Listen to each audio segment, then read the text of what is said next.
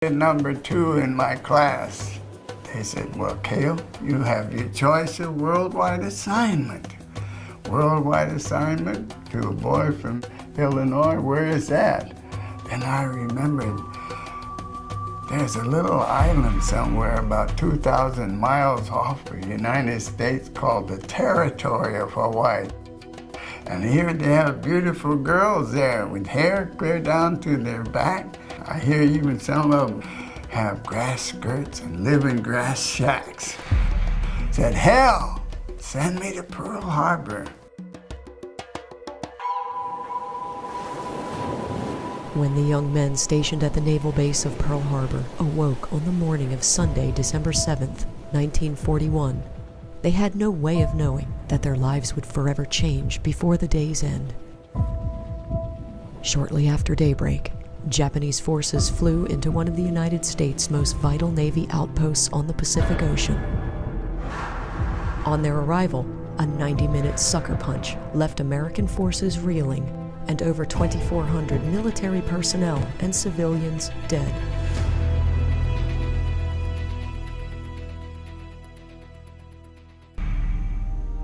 The USS Arizona was one of 8 U.S. battleships docked at Pearl Harbor, home to roughly 1,400 men, including a father and son, and 38 sets of brothers. The ship measured 600 feet in length, weighed over 37,000 tons, and boasted 4 turrets housing the ship's 14-inch guns.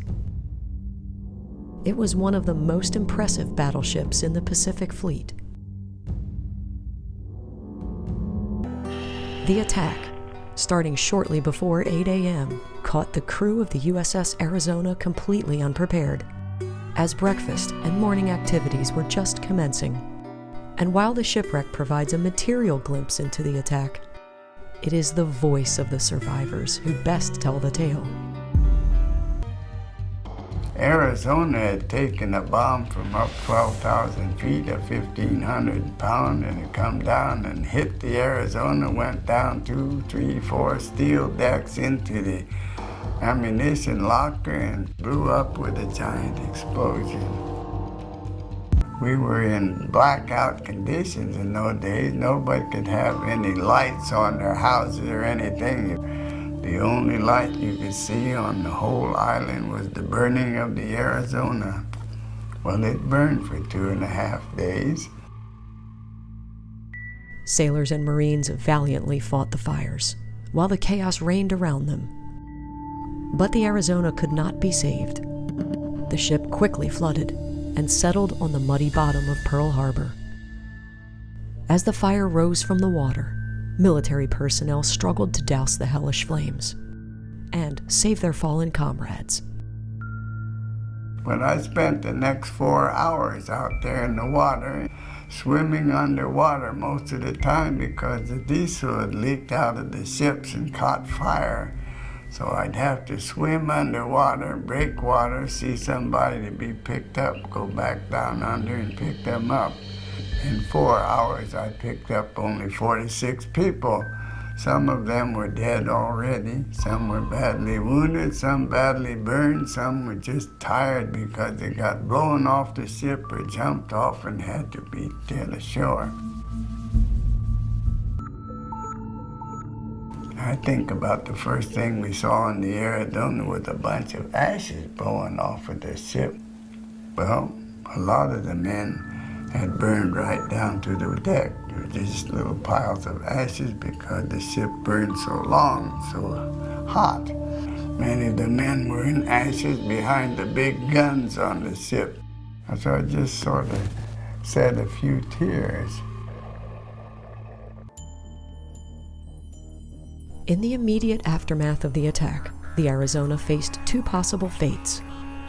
One, advocated by Admiral Chester Nimitz, who would play a key role in World War II as commander of the U.S. Pacific Fleet, was that the ship be removed from the harbor in an attempt to erase the horrors of the day and to eliminate the risk debris posed to other Navy ships.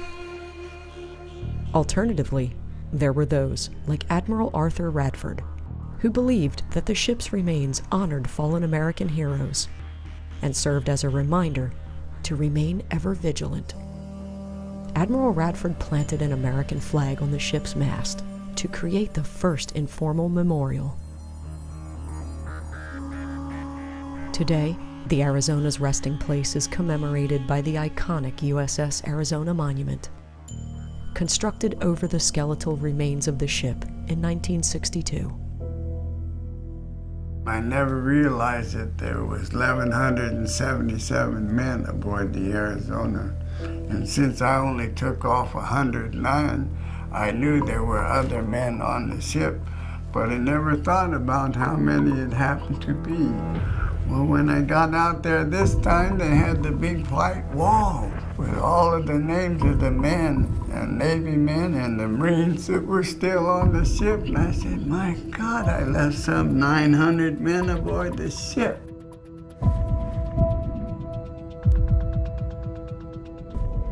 And I know down below on the ship, there's 900.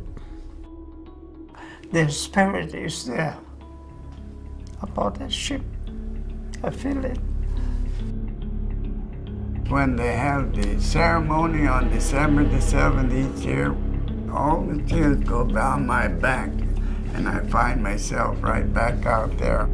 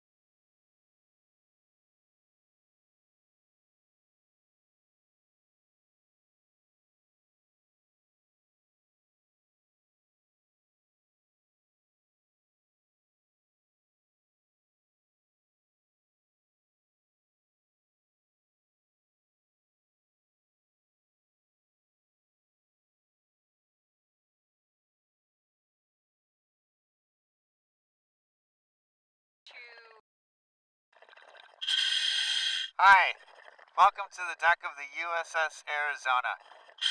My name is Andrew.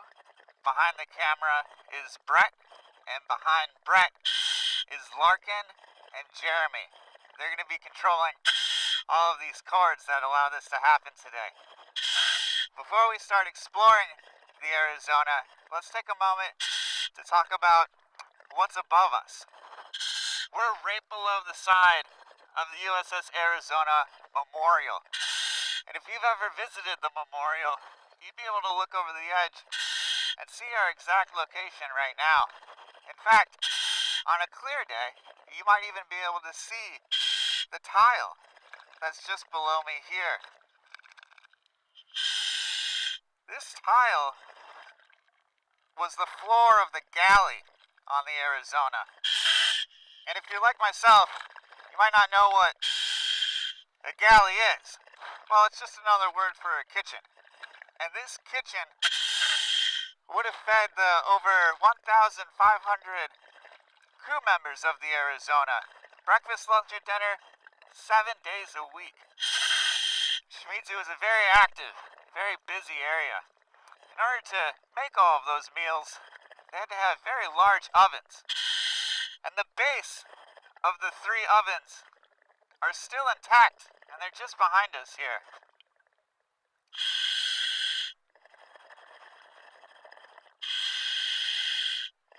This rectangle right here is the base of one of the ovens, and we'll move along the entire row. As we move through, you may still be able to see some tiles and cookingware through the sediment. This is the base of oven number 2.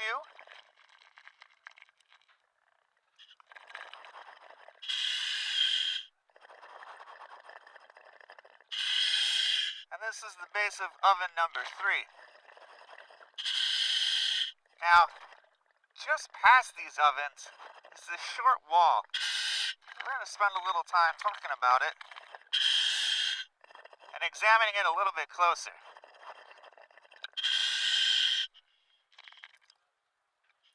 Now, in its current state, kind of gives the wrong impression. You might think to yourself that the kitchen was just out in the open on the deck, and that's obviously not the case. The kitchen would have been enclosed in what was called the superstructure. And the superstructure is just a large metal tower that you see on top of battleships. Now, it took a little time this morning to stand where you folks out in the crowd right now at the visitor center are sitting. And if you folks look just to your left, you'll be able to see the USS Missouri. It's not the same as the Arizona in every way, but it is very similar. And that large metal tower on top of the Missouri is the superstructure. Arizona would have had something very similar.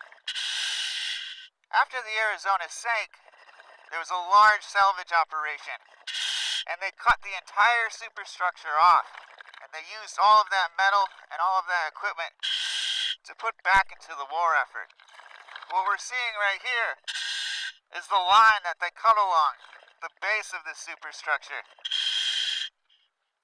But, as you can see right here, the doorway still remains, and sailors would have entered and exited into the kitchen. As we move along today, I'll admit the conditions are a little murkier than usual.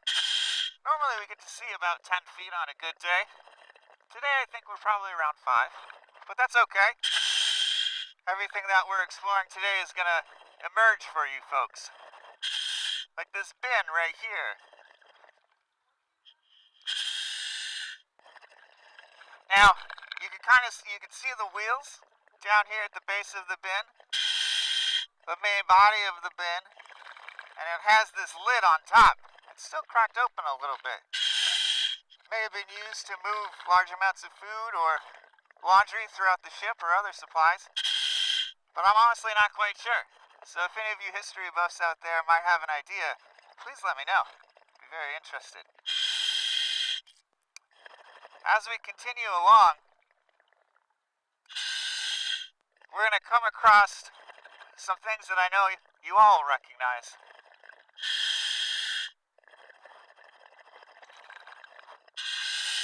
And that's this set of bowls. Now, most of these bowls are fused to the deck of the Arizona by the crustaceans. But this particular bowl hasn't been fused yet, and we can still pick it up and check it out. In fact, the manufacturer label is still easy to read on the back of it here. Sailors would have been eating out of these bowls the day that it sank.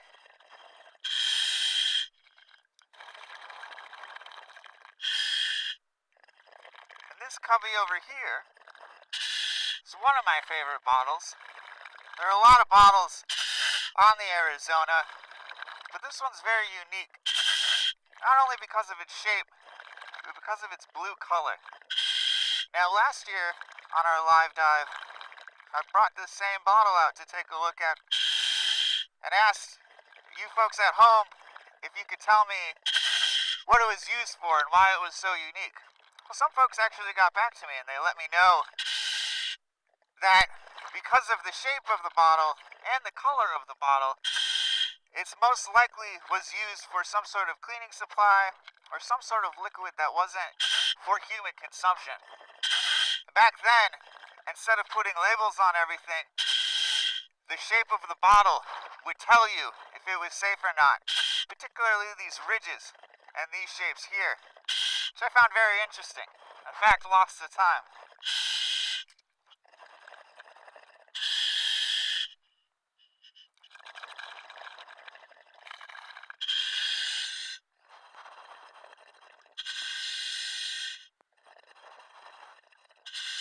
As we check out this little shady spot here, we're going to find the remnants of a fork.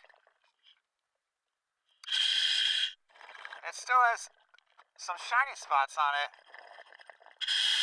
and it's also been tagged by the National Park Service. A lot of the artifacts on the deck of the Arizona have been tagged and documented so we can keep track of their locations.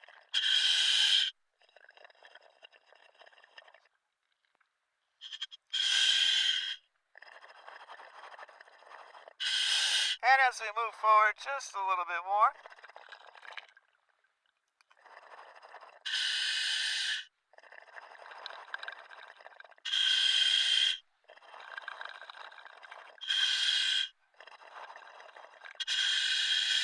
we're going to come across a couple of other pieces that are going to be very familiar. The regular green bottle and the sole of a boot.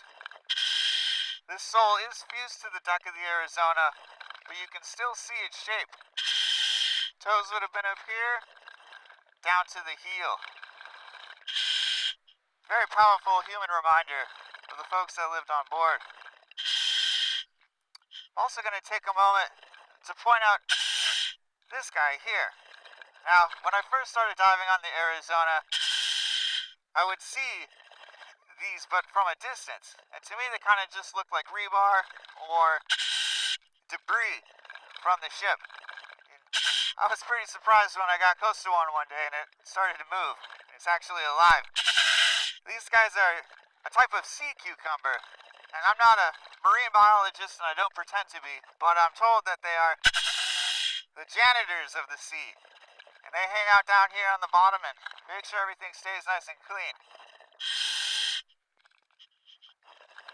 Now, I know we just started our dive today, but figured we might take a little time to ask some questions if anybody's got any questions right off the bat.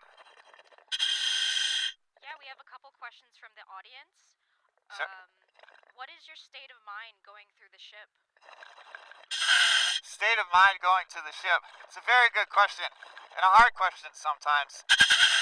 At one end, it's exciting to explore the ship and see all of its secrets, and on the other end, it's humbling, and you can't help but think of the massive loss of life that happened here. So you are conflicted in some ways throughout your dive. Any other questions? How deep are you in the water right now? Right now we are 8 feet deep, so the entire ship is not too deep in the water as far as the deck below the waterline. The deepest part, which we'll get to today, is about 25 feet down at turret number 1. And the shallowest part, which we'll also get to, is only about 5 feet deep. Any other questions? That's it for now. Say that again? That's it for now. That's it for now, all right. So we're going to move on.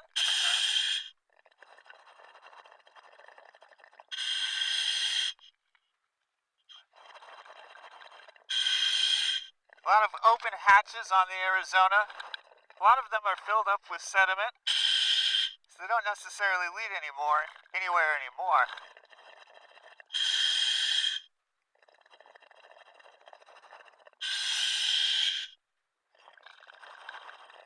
This cubby is actually it is my favorite bottle on the Arizona. And that's because it's still sealed. And you can see the contents still inside. I find that very amazing. It would be 85 years this December, and this bottle is still very well intact. Now, this bottle was found next to a shaving kit, which leads us to believe that it's some sort of oil to slick the sailor's hair back.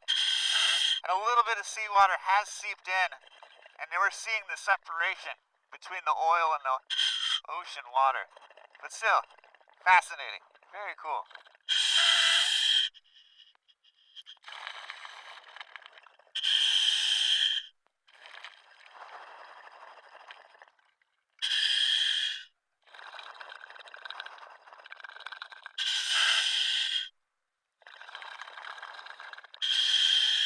When I first started diving on the Arizona, it could be kind of disorienting to find your location and remember where you are, because everything looks so similar. But the more I dove on it, the more I saw familiar shapes, like balls of wire, shelving, open ports, larger pieces of metal piping, things to kind of help give me clues along the way as to where I was.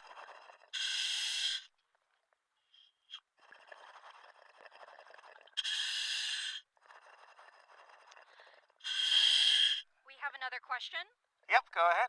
When they do internments, do they put them in unique places or do they place them at the behest of the families? Can you say the end of the question one more time? When they do internments, do they put them in unique places or do they put them in place at the behest of the families? Do they put them in unique places or in certain places at the request of the families? We put all of the internments in the base of turret number 4, or barbette number 4. And they are all in the same location. Any other questions? Do you have an estimate of the sediment buildup on the ship after 85 years? It's a very good question, and it depends on where you are on the ship. So, at the stern, there's very, very little sediment buildup because of the ships coming and going and the natural tide movement. A lot of it just gets washed away. Inside of the ship, in the cabins, definitely noticeable buildup of sediment that you can measure in feet. So it all just depends. Good question. Any other questions? No other questions. All right. So right below us, we've got another familiar object. This is a desk fan. A little bit difficult to make out, but this is the base of the desk fan. Coming up to the propellers. 1, 2, 3, 4, and 5. these desk fans would have been very, very relevant on the Arizona because it didn't have any air conditioning. And it was primarily stationed in the Pacific, so it would have been pretty uncomfortable positions without some sort of airflow. So you would have seen a lot of these fans throughout the ship.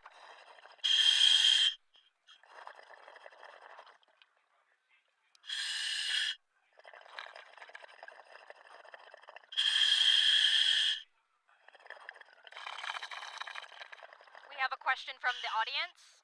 Go ahead. Is there any live ammo on the ship? Live ammo. Yes. Well, there's unspent rounds, 50 caliber, which we are going to take a look at later on in the dive today. But they've been in the ocean water for so long that I personally don't believe that there's anything to worry about. We have a couple more questions. Go ahead. Do the surfaces inside the ship look similar to the outside, or are they more preserved? Say the beginning of the question again. Do the surfaces inside the ship look similar to the outside, or are they more preserved? They look very similar. And everything on the ship is covered in this layer of crustaceans. And these crustaceans are actually doing the ship a favor because they prevent ocean water and oxygen from actually touching the ship. And that slows down or stops, in some cases, any rust and deterioration of the ship. But the entire ship is covered in these crustaceans. Next question. Can you tell where the oil is leaking from at the memorial? Yes, there's a couple of main spots that the oil comes from, particularly just underneath the memorial and just on the side of the stern. On the bow side of the memorial, there's a couple of shelves, and even though I don't see it leaking very often from those shelves, I can look up and see the oil pooling. But yes, we know where it comes from on the ship, yes. We have two more questions. Okay. Are there areas divers purposely avoid out of respect or safety? Yes. So no divers go into the ship under any circumstances. We stay completely out of it, out of respect for those inside. Is the interior of the ship surveyed? And if so, how is that done? So I believe in 2016, if I'm not mistaken, National Geographic and the National Park Service teamed up and they sent a few rovers inside of the stern of the ship. And they were able to go pretty far down below the decks. And they did that with a unique device, a self-spooling device, that was able to pick up the line as it was feeding it out, which reduced its concern for getting snagged on things. And it's a really great documentary. You should definitely check it out. They found some really cool things down there. Awesome. How difficult is it to preserve the wreck while also allowing dives and research? It's not very difficult, in my opinion. The ship tends to take care of itself. And like I said, these crustaceans are doing it a real favor. And as far as us diving on the ship, we don't do a whole lot of moving of things, anything major like that. We're mostly just observing and documenting it as it deteriorates. No other questions. Thank you. All right, great questions, guys. So our current location now is in a gun tub. And these gun tubs would have been very prevalent on the Arizona. This particular gun tub would have housed a smaller gun that had about a 5-inch diameter. It would have been used primarily for anti-air defense or close-range defense against marine attacks.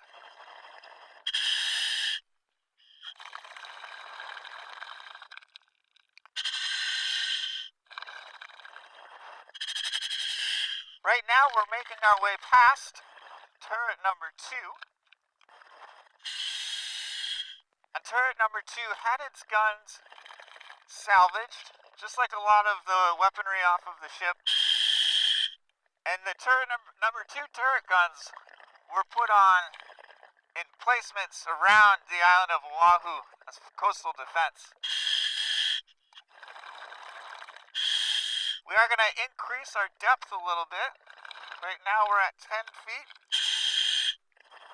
but we are going to keep dropping down.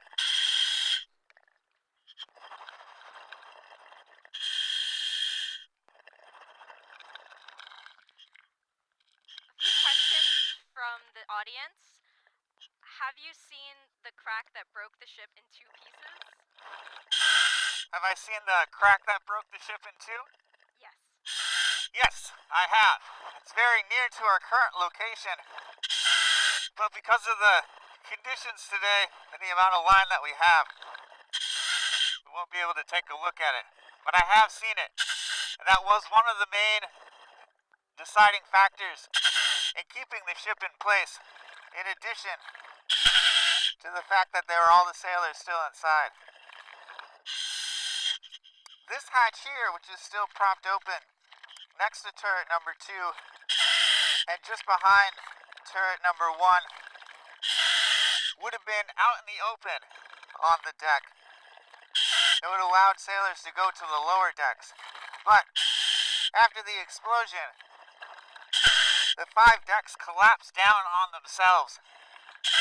And so this actually leads nowhere anymore. And it's also filled with sediment. But the hatch is still open, in the exact position that it was on the day that she sank.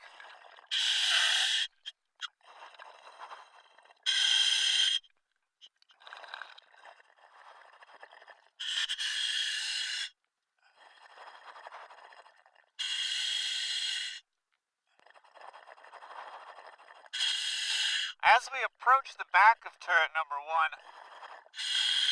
we're going to take a moment to stop right here at this large cylindrical device, which is actually the gun's sight. Starts to put in perspective how massive this gun really is.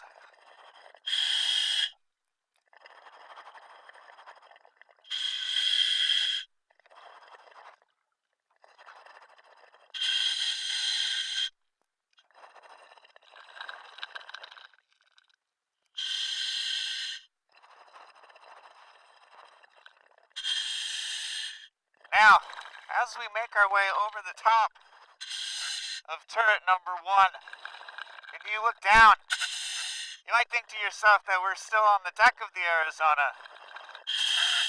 But we're not. These guns are really hard to describe at how big they were. But we are swimming over the top of turret number 1 right now. And in a few moments we'll drop down and take a look at the beginning of the guns. But as you can see, the marine life has really made its home on the Arizona and is quite flourished.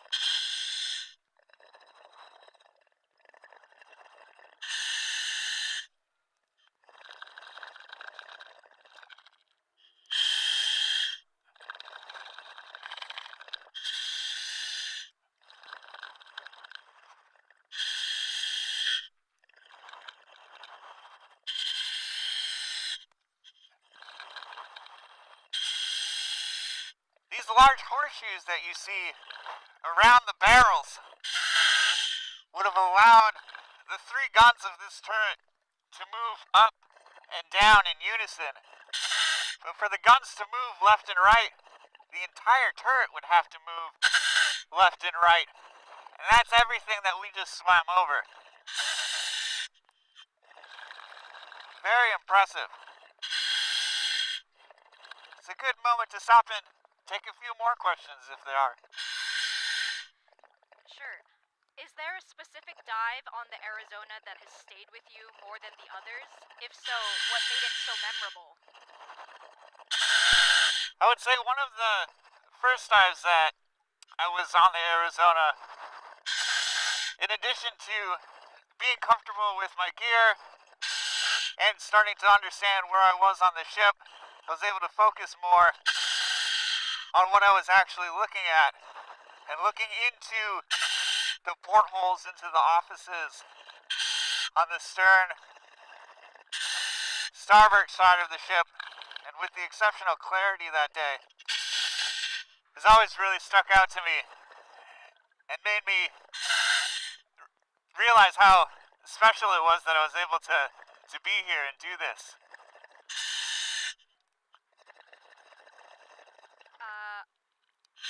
Did they tunnel under the ship to see how bad the bow underneath was? Tunnel under the ship to see How bad the bow underneath was? I don't believe they did, no. Susan is wondering if you ever discover new things on these dives. If I've ever discovered new things on these dives. Sometimes I think I have, but the Arizona has been very, very well documented over the years, and I'm sure that there are still new things inside of the ship to discover, without a doubt, but the outside is very, very well documented. What's one thing you would like kids to know who may be learning about the Arizona for the first time? That's a really good question. That they would be learning about the Arizona for the first time. To be honest, kind of at a loss with that one. I'm just not sure, to be honest with you. All good. How fragile is the Arizona now? And is there danger of damaging the structure by doing research and dives? The Arizona is very, very stable in its current state. And there's very little worry about damaging the ship while we're doing these dives. Again, mostly because we're not doing any major operations besides monitoring visually and taking oil measurements from time to time. Those are all the questions for now. Okay, so we swam down the barrel of the Arizona, and that was approximately 52 and a half feet, which is about the length of a school bus.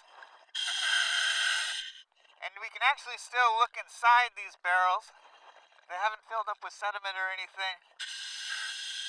And inside, there is still a lot of marine life, just like on the outside. And the ship as a whole has become a bit of an artificial reef for everything in the harbor, which I find very cool.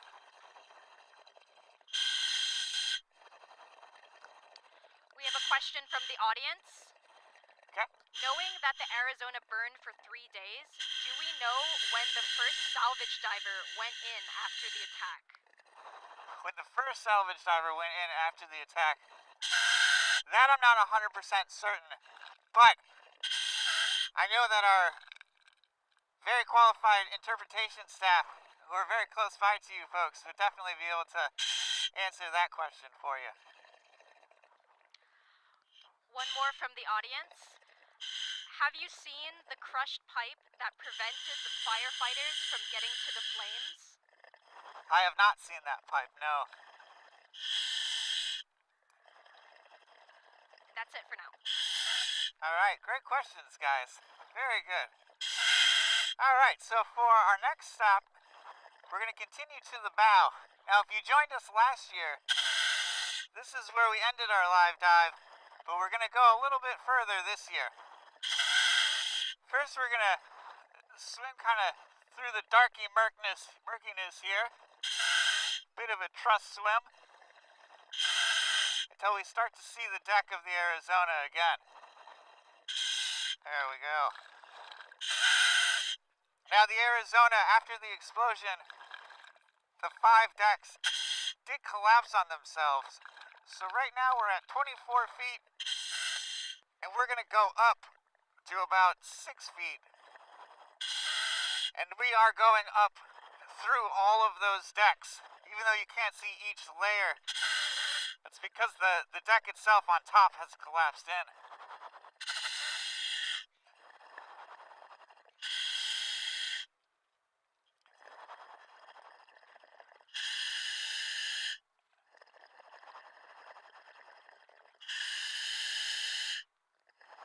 Alright, taking a quick stop here. One of the ammo lockers. And we're gonna find those 50 caliber rounds that I mentioned earlier. These are unspent, which means they have not been fired. And to put in reference, the bullet portion is up here, and then the rest of it down here would have been all gunpowder. And these would have been used for anti-air and again close range attacks from the water.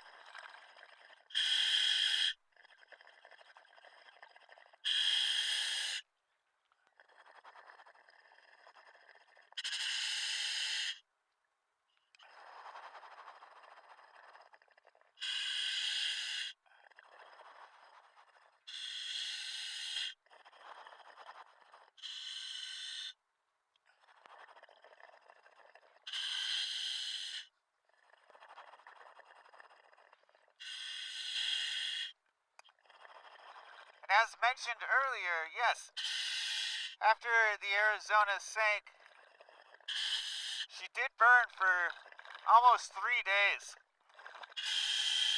And up here on the bow, now at 5 feet, you can still see the burn marks on the teak decking. And I'm going to try to find one of those spots for you folks to see today.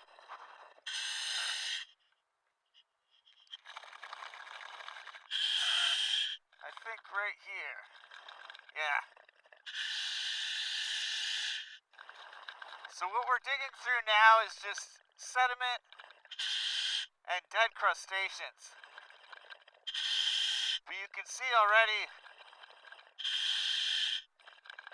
the dark burn marks from the deck just below.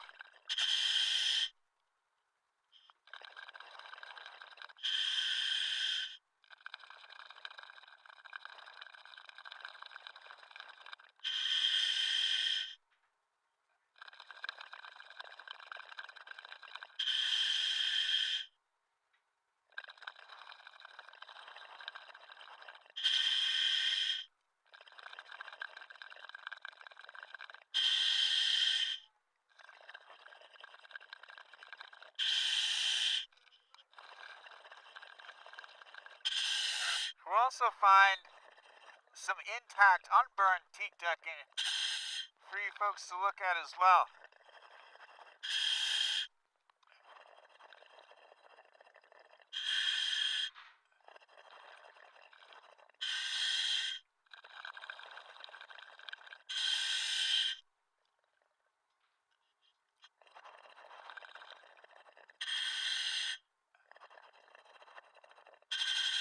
Here's a good spot.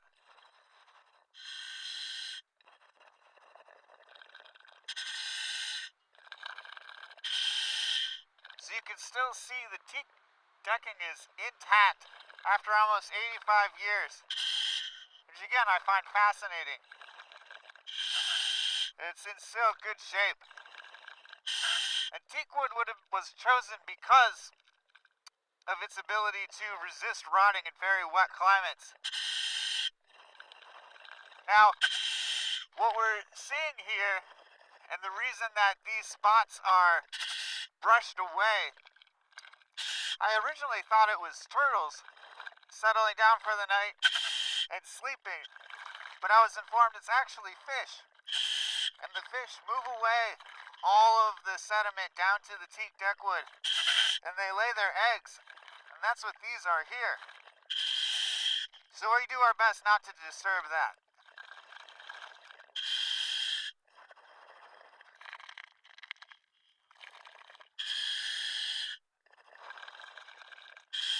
Any other questions out there? Yeah, so we answered a little bit about the oil leaking. What does the oil leaking look like from below? It's a very good question. So the oil from below, seeing it rise up to the surface, is very globular because it's crude oil. It's not traditional oil that we might think of for our cars. So it's much more viscous. The best way I can describe it is kind of seeing the inside of a lava lamp when those bubbles move their way up to the surface. The oil coming out of the ship moving up to the surface looks very similar. We did get an answer on when was the first salvage dive. It was December 10th. December 10th, okay. Excellent. How much oil does it leak in a year? Do you guys know how much oil is left in the ship? How much oil does it leak in a year, and what was the second part? Do you know how much oil is left in the ship? So, how much it leaks in a year, I'd have to do a little public math on that, and I'm not very good at that. So, I can tell you that it leaks on average about 2 to 3 quarts of oil per day. And as far as how much is left in the ship, the National Park Service thinks that there's probably around 500,000 gallons of crude oil still left on the ship, mostly at the stern of the ship. All of the oil compartments towards the bow of the ship were destroyed during the explosion. When you're at the bow, do you feel more like you're exploring a shipwreck or visiting a memorial? Both. Again, as I mentioned earlier, it can be a bit conflicting because you are excited to see a shipwreck and explore everything on top of it, but at the same time, you do remember the very large loss of life here, and you take pause to think about that. A question from the audience. How thick is the armor plating on the ship? So, I'm not 100% sure on every location, but I believe the armor plating on the exterior was about a foot.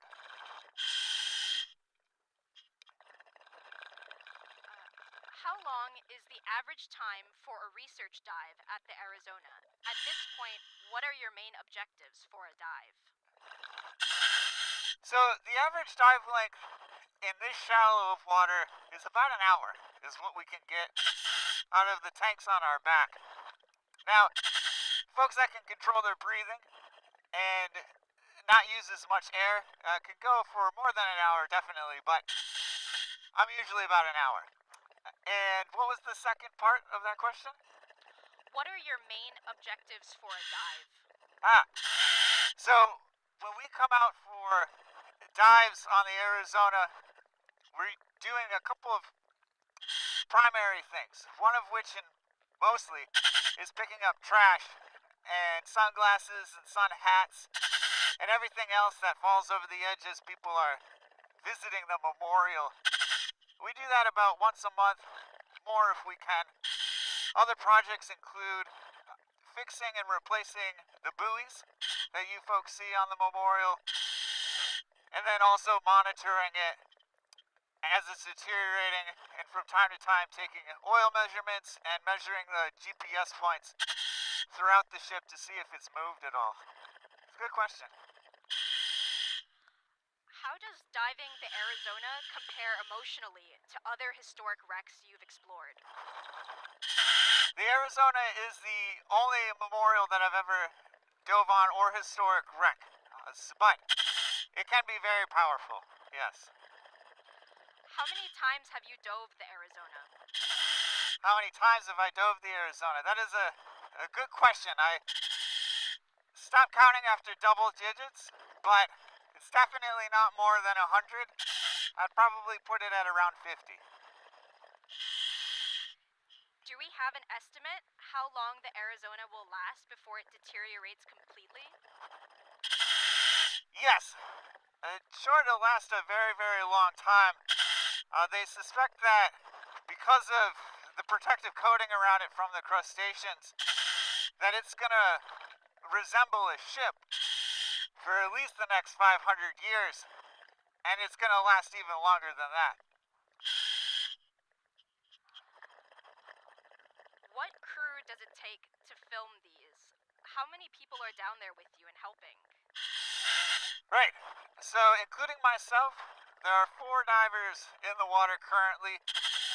Brett's manning the camera, and then we have 2 folks, Larkin and Jeremy, behind Brett, managing all of these cords.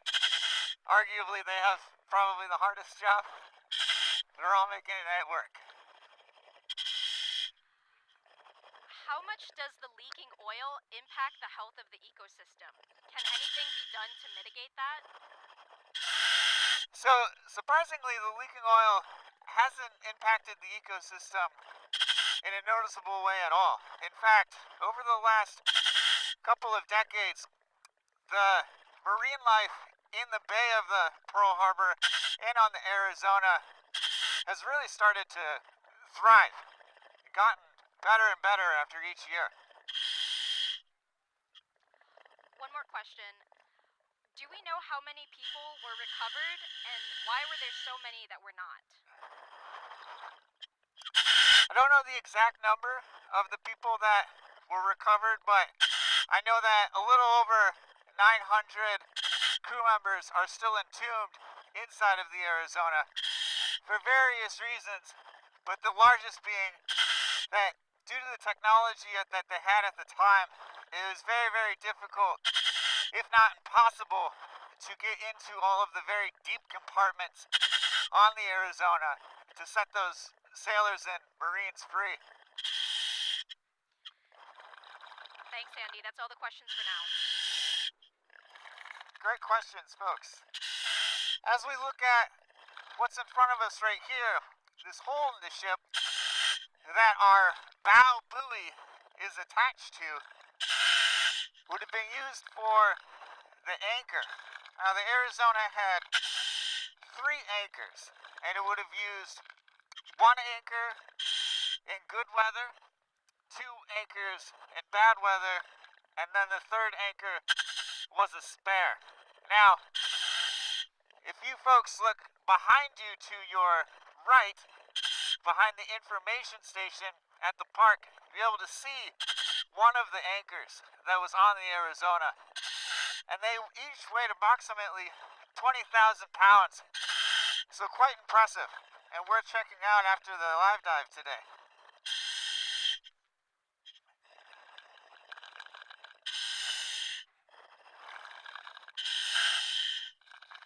We're going to move down a little bit deeper again and take a look at the ship's cutwater.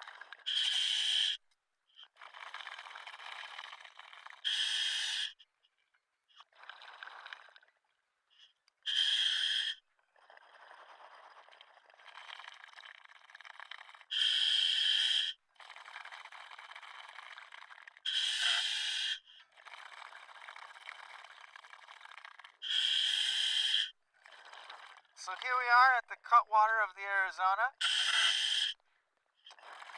And this area would have done exactly what it sounds like. It's at the bow of the ship, and it would cut through the water.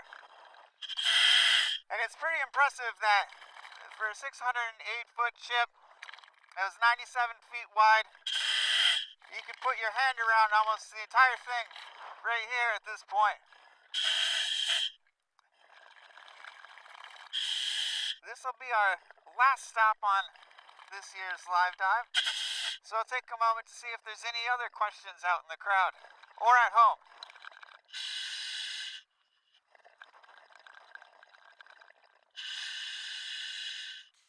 Nothing right now.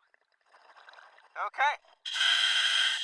Well, I'd like to thank Pacific Historic Park and the National Park Service for working together to make this happen. And for me personally, I can't think of a better place to be on Memorial Day than diving with you folks on the Arizona to remember those who lost their lives in all of the armed forces. Thank you for joining me.